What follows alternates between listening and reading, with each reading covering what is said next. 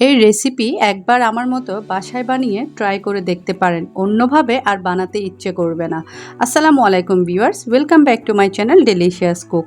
আম দিয়ে যে এত মজার একটা রেসিপি তৈরি করা যায় তা কিন্তু অনেকেরই জানা নেই।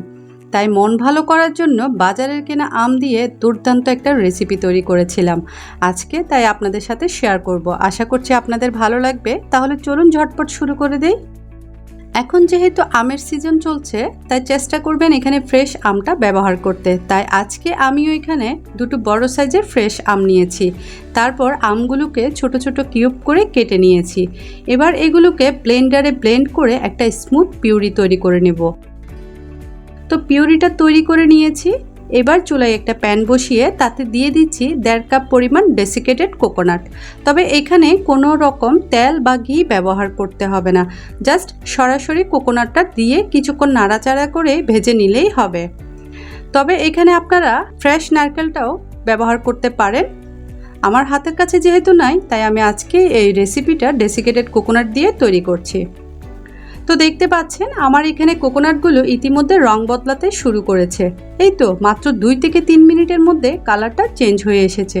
তবে খুব বেশি কালার করার প্রয়োজন নেই, জাস্ট হালকা একটু ব্রাউন কালার হলেই হবে। এবার এর সাথে দিয়ে দিচ্ছি আমরা যে আমের পিউরিটা তৈরি করেছিলাম সেটাই। তারপর সাথে সাথে সব কিছু ভালোভাবে মিক্স করে নিব। এই সময় চুলার আঁচটাকে মিডিয়াম থেকে একটু লো ফ্লেমে রেখে কিন্তু এগুলোকে ভাজতে হবে, তা না হলে খুব দ্রুত পুড়ে যেতে পারে। তো সব কিছু মেশানো হলে এবার দিয়ে দিব 1/4 কাপ কনডেন্স মিল্ক।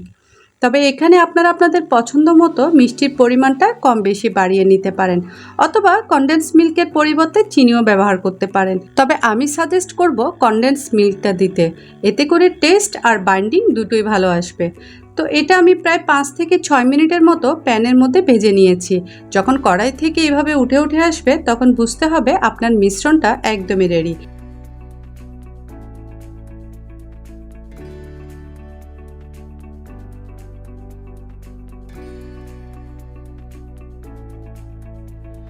তারপর ঠান্ডা হওয়ার পর হাতের সাহায্যে এটাকে লাড্ডু আকারে শেপ দিয়ে নেবেন।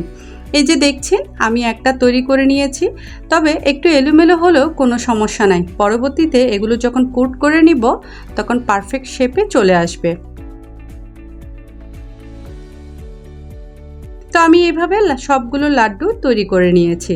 এখন শুকনো নারকেলের মধ্যে আমি এগুলোকে একটু উল্টে পাল্টে গড়িয়ে নেব, যাতে দেখতে আর একটু সুন্দর লাগে। আর এগুলো ফ্রিজে রেখে ঠান্ডা ঠান্ডা সার্ভ করবেন। দেখবেন সবাই খেয়ে তো একেবারে পঞ্চমুখ, কেউ বুঝতেই পারবে না যে এটা আপনি বাসায় তৈরি করেছেন। মাশাল্লাহ, এটা দেখতে যতটাই না সুন্দর, তার চেয়ে খেতে অনেক বেশি টেস্টি হয়েছে। আমার বাসায় তো সবাই এটার প্যান হয়ে গিয়েছে, বলল এখন থেকে আর দোকানের লাড্ডু কিনে খেতে হবে না, বাসায় তৈরি করে নিব। সো আপনারাও বাসায় অবশ্যই ট্রাই করবেন। আর এই ধরনের ইজি অ্যান্ড ইউনিক রেসিপিগুলো পেতে ডেলিশিয়াস কুকের সাথেই থাকুন। আজকে এই পর্যন্তই, আল্লাহ হাফেজ।